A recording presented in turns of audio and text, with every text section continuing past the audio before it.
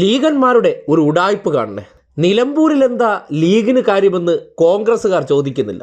കാര്യം ഇന്നലകളിൽ 36 വർഷം നിലമ്പൂരിലെ MLA ആയിരുന്നിട്ടുള്ള ആര്യാടൻ മുഹമ്മദിന് ലീഗിനെ കുറിച്ച് പറഞ്ഞിട്ടുള്ള അഭിപ്രായം എന്താണെന്ന് നാട്ടുകാർക്ക് അറിയാമോ? ഇല്ലെങ്കിൽ ഓർക്കേണ്ട സന്ദർഭമാണ്. ആര്യാടൻ ഒരു ഉപതെരഞ്ഞെടുപ്പ് പ്രഖ്യാപിച്ച ഉടനെ ലീഗിനെ സംബന്ധിക്കുന്നിടത്തോളം പെരിയോനായി മാറിയിരിക്കുകയാണ്.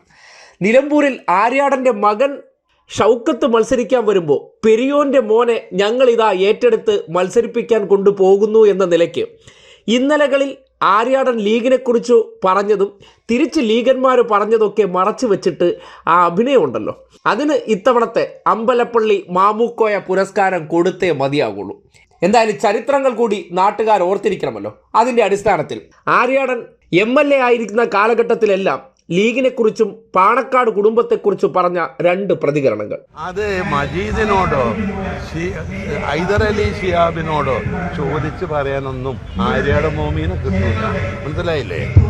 ഇതിലെ ഭരണഘടനയും ജനാധിപത്യ മര്യാദയും കൂട്ടുത്തരവാദിത്വമൊന്നും ഇന്നെ പഠിപ്പിക്കാൻ മജീദല്ല ഹൈദർ അലി ശിഹാബ് തങ്ങൾ പോലും വളർന്നിട്ടില്ല. അവർ പറഞ്ഞാൽ എനിക്ക് സ്വീകാര്യമല്ല. അവരോട് അവരെ തിട്ടൂരും